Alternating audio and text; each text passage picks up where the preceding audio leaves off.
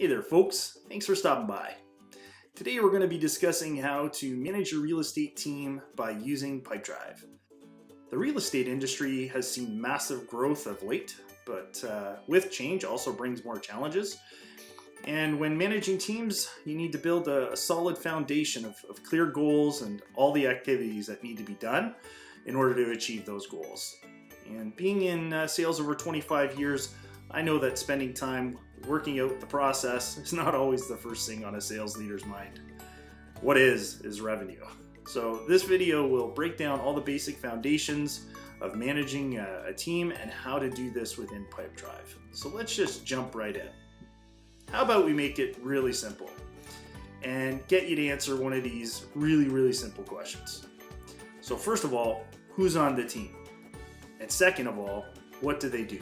i.e., what are they responsible for? And don't overcomplicate it. Once you have a good foundation, it's going to be really easy to modify it and add activities down the road. So just like building a home, you have to have the right tradesperson managing each aspect of the construction process. You have the contractors, you have the plumbers, you have the electricians, you have the painters, etc. Putting together a team of skilled professionals in their specific role, that's what you're striving for. You're trying to attempt to build an all-star team that all works together. Let's take a look at some of the common activities that go into closing a sale. And by no means is this an exhaustive list. Let's see. Well, we'll need some properties to target, and we might want to run some ads or do some LinkedIn outreach. We definitely need to meet with new prospects. And how about showing a house or two? This list is actually making my eyes hurt, and I think you get the point. So let's move on. Now that we know what needs to get done, let's figure out who's going to do it. So who do we have here? Let's see. We've got agents that sell or lease commercial properties. We've got agents that sell residential properties. We've got a marketing manager that manages all the marketing stuff. And we got an office manager over here that does all the office stuff. Okay, that's great. We see the team. And, creating an assembly line that pumps out sales generating activities with people that are focused on the right tasks at the right time will enable you to scale. Just like building a home, the right trade managing each aspect of the construction process, as we said before, right? So in this case, we're talking about real estate. So we have our marketing manager over here who's responsible for adding new properties, digital ads, market research, maybe doing some LinkedIn outreach. So they're the right person for that job. Next up, we have all the agents. They're closing machines. They're responsible for building relationships and home appraisals and doing all of the sales activities that go into closing the sale. Last but not least, we have the office manager who helps to keep the team organized. They're scheduling viewings, they're completing paperwork, they're removing listings from the website. They're scheduling final inspections, all the important stuff. So now we know how all the people that are in our group and all the activities that go along. Let's move on to goals and activities. Before jumping right into Pipedrive and showing you how to create and manage your teams, it's probably a good idea to write down a goal for each activity and to include revenue. The difference between activity goals and revenue goals in Pipedrive is pretty simple. An activity goal is a measurement of the actions you want a person to take within a specific period. And for Harpreet here, we actually want Harpreet to add 23 new deals every single quarter. And then a revenue goal is measured in Pipedrive by the value of the deals. So in this case here, we want Harpreet Singh to close at least $100,000 every quarter in revenue. Remember, you can't manage what you don't measure. And by using activity-based metrics, this will enable you to support your team with actual data-driven results. Next up, this part's going to hurt. So I'll try to take it easy here. Now we're getting into the nuts and bolts of things. So when you set up a new user, you're going to want to control what they see and what they do within your account. To do this, you would use the permissions and visibility groups within Pipedrive. So permissions, this is what sets up what actions a user can perform. Things like changing the visibility of items, seeing the names on hidden items, deleting deals, adding deals, stuff like that. So permissions is all about what they can do, where Visibility groups dictate what the user can see. So can they see specific contacts? Can they see specific deals or documents? That sort of thing. Make sense? Actually, this wasn't as bad as I thought it was going to be. Let's move on to dashboards. Okay, so now you have everything all set up. You've added your people. You organize them into the right teams. You set up the visibility and permissions. You've set up the goals for revenue and for activities. The only thing left to do is really customize your dashboard. So you can easily log in and check and see how your team is doing in real time.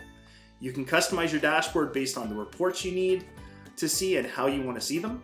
You can also share your reports with other people by using a shareable link, and that way it'll give them access to a view only of your dashboard.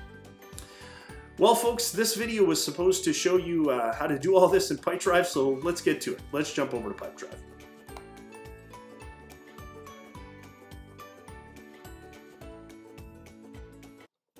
Okay, so now we're over here in Pipedrive, and we're about to show you how to manage your teams. So the first thing we need to do is probably add some people, right? So as the administrator of the account, you're going to come over here and you click on your profile picture up here. I don't have my picture, but you're going to click on that. And that's going to bring you into the settings and personal preferences. So we're going to click on company settings. And we come into company settings over here, and we can see all of our options. Here's our personal options for ourselves. And here's the options for our company. We're going to click on manage users. And now we can see here, we can manage all of our users, we can set our permission sets, we can set up our visibility groups, and we can set up our teams. So the first thing we're going to do is probably add some users, right? So let's add a user. It's actually really easy to do. All you got to do here is enter in the email address. So we're going to enter in an email address. Let's put in one of ours, support@demo.com. Let's say that's there, and then you're just going to click preview. Once you click preview, it'll ask you, is this the right email address? You're going to confirm that, and then you're going to hit send invite. And you know what? It was just that easy. And that's all you have to do to add a user to your new group. So we've added our users. Now the first thing we need to do, I think, is set up our team. So in the last part of the video, we talked about the different teams that we use to help us manage our business, and here we can set up our teams. So in this case, I've got administration, we have commercial agents, we have residential agents, we have the marketing team, and that way when we can set up these teams, we can actually associate who's actually on that team. So if I click on administration, I can see I've got no members right now because I don't have anybody on the administration team, but just me at this point. Okay. And we come back and we look at commercial agents. You can see I got Michelle Smith. Okay, so for commercial agents here, you can see the team manager for the commercial agents is myself, and the commercial sales agent is Michelle Smith. Okay, and then for marketing, it's also Michelle Smith, and I'm still her manager. And the residential, for residential commercial, we have Harpreet Singh. And Harpreet is the one that's selling all the residential stuff. And again, the team manager would be myself. And in your case, if you're the broker, you may be the manager, or you may actually assign a manager to manage different aspects of your team. But let me show you how to set up a team. It's actually not too hard. You just come over here and click on Add Team. And you're going to assign the team name. We'll call them Commercial Leasing. Right, so if you want to have that, and then you decide who the manager is going to be. So let's say it's me, and then come over here and you select which team member is going to be in there. And it's you can put in a description here, and that's really all it is to setting up your teams. That's it for setting up teams. Pretty easy, right? Okay, so over to the hard part. You've added a user, you assign them to a team. Next, you want to set up their permission sets, and remember what permission sets are for, right? So this gives you the ability to set up what they can do, and visibility groups is all about what they can see, okay? So if we come over here, we can see there's an admin user, a manager, a regular user, right? So if we click on the regular users, so over here we have Harpreet Singh here. We have Michelle Smith here, and on the right-hand side, if I click on either of these users, I can change what they can do. So if I don't want them to see other users, I can just turn that off and they can't see other users. If I don't want them to be able to share filters, I can turn that off there so they can't share any of their filters. If I don't want them to bulk delete or bulk edit items, I can turn that off, right? So there's a lot of things you do here for regular users that you want to control. You can toggle them on and off. It's actually really easy to do. And then let's say we have managers that we want them to do more things, right? So they want to be able to delete deals, delete activities, see company statistics, all that kind of stuff. You can control that by just toggling here. And then of course the admin user is the master user of the account and they get to do whatever they want. So that's really how to set up your permission sets. It's actually not that hard. Visibility groups might get a little complicated. It took me a while to figure this out myself.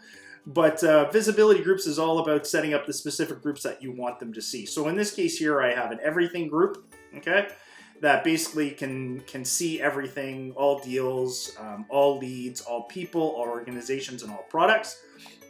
However, I may want to set it up so marketing can only see everything, and commercial can only see their own stuff. So for example, if I click on commercial, I can select a user. Commercial is Michelle Smith, and I can make sure that Michelle Smith can only see her own stuff, but she's also marketing, so I probably want her to see some other stuff too. And so it's actually really easy to do. You just come in here and you create your group, and how to create a group is really easy. Just add a group. Enter in the group name. If it's attached to the parent group, then you just click the parent group. Once that's done, then you can assign who's going to be part of that group. So for example, if I click marketing here, there's nobody assigned to this group. If I come in here and I click Michelle, so I can assign it so that she can pretty much see everything if I wanted to, or exclude it so that she can see her own stuff, okay? So setting up permission sets and visibility groups is all pretty easy.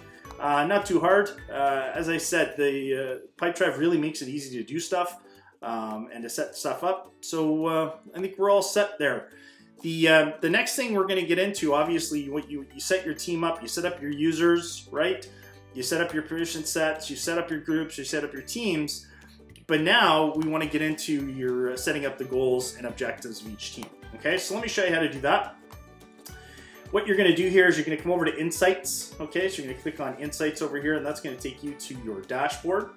And once you're in your dashboard, on the left-hand side, you can see you can create multiple dashboards. The previous section of the video, we were talking about there's kind of two types of goals that we want to look at. One is a goal that's based on the activities that we want to track, and the other one's a goal based on the revenue that we want to track. So it's actually really easy to do. You can see I've got some goals set up here for Harpreet and Michelle.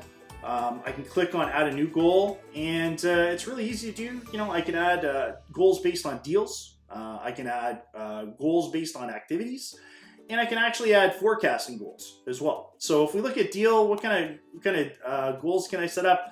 I can set up deals that are actually added and number based on the number of deals added or the value of the deals added. So, you know, let's say we wanted to have a target for each one of our reps. It says, okay, you need to add a deal for houses that are in the 2 million space every single quarter, right? So you can add a deal based on that revenue. And or you can say, hey, you need to add 50 deals every quarter. So it's really easy to do. Let me show you how to do that. You're going to click on deal, click on added, and click continue. Okay, and then up here you're going to assign who is that for. Is it for a team? So is it a team? And then you come over here and you can choose the team that you created, or you can do it by a specific user. Okay, so in this case here, I'm going to pick a specific user, and it's going to be Harpreet Singh. And which pipeline is the goal going to be attached to? So in this case here, it's going to be the real estate pipeline. And let's say I want it to be a value, so every single quarter, right? So right now it's set up as monthly, but you can choose it to be a weekly goal, a monthly goal, a quarterly goal, a yearly goal. It's up to you. But let's choose quarterly, and we're going to put in the no end date, but the date's going to start today. Now listen, hey, you know what? Let's say I wanted to backdate some of these goals. No problem. I can go back, choose January 1, and we can backdate those goals, no problem. It's easy to do. So it tells you right here, here's the expected outcome. It's going to be based on quarterly, and we're going to insert the value that we want them to achieve. And we said it is 2 million. So you're just going to enter in 2 million and hit save. So it's easy to do. All you have to do is hit save, and then you come out and you can see your goal. So in this case here, you know, we've got deals won by Harpreet Singh. You got 10,000. She's done 10,000 out of her $100,000 goal for Q1. She missed her target. Hopefully she does better in Q2. And then we can look at Harpreet Singh. We've asked her to do add 15 new deals in every single quarter. She's overachieved that. She got 23. However, she hasn't closed too many. So it's providing me with some actual insights. And so that's how you set up your goals for activities and revenue. It's actually quite easy. Okay, so if we come back in, and let's say we want to set up an activity goal. So we did, that was the deal goal. Now we want to do based on activities. So we know that as managers, that it's activities that actually drive results, not charisma, although charisma helps.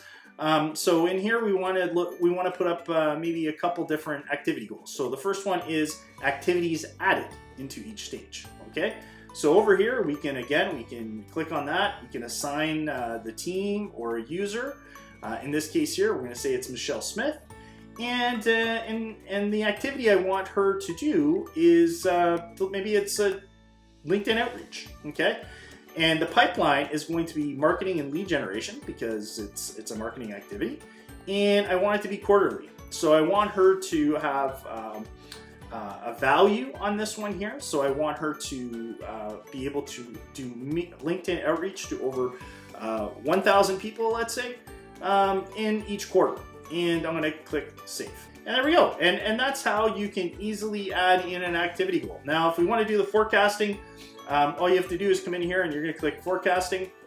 Now, forecasting is always going to be based on revenue. And we're going to put a revenue goal here and click continue. Again, we're going to come in here and we're going to assign this to a user. The user's, let's say, going to be Michelle.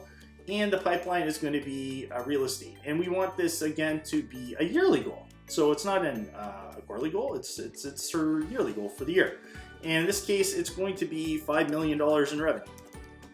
Okay, so we're going to put in $5 million in revenue and just click save, and then boom, that's it. And Michelle's goal will be set up in the system, and then we can put it into our dashboard. That's pretty much it, folks. That's how you set up your goals, and for both activity and revenue, and the different types of goals that you can create in there. And next up, let's talk about customizing your dashboard. So again, you know, I'm zoomed in here, so you guys can see this if you're watching this on your mobile device. But I'm going to zoom out so we can see kind of what we can do with the dashboard here. Here's the thing, the dashboard, you can move these things around, you can customize them, these cards however you like. You know, you can see I could just change by just dragging and dropping, I can change this, I can drag it all the way across. If I don't want this here, I can move it down here and switch them, no problem. If I don't want this report, I can move it from the dashboard and I can delete it altogether, okay? So you want to set up your dashboard based on the metrics that you want to track, right? So, you know, if you're looking at specific things like activities, you know that activities drive results, then, you know, you want to set your dashboard up so that it's showing you how many activities Harpreet's going to do done this month, and what's left to do. And you can customize this any which way you want. Once you've got it all customized the way you want to, and you can see all the different reports that you want to add in. If you want to add different reports, you can do that by just coming over here and just clicking add report. And the cool thing here is just like the goals and objectives, you know, you can create a new report based on activities.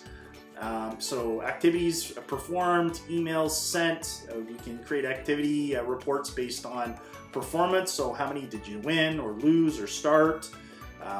You know, what your conversion rates are, how long things take. So what how long your sales cycles take. You can also see where reports to show how deals are moving along your pipeline. So just think about that for a second. You know, now you have visibility, almost scientific data that's going to show you that, hey, if my team does these things and they do it at this time, I'm going to get a good result. So it's actually going to provide you with data-driven intel that's going to allow you to coach your team and understand how well your business is doing.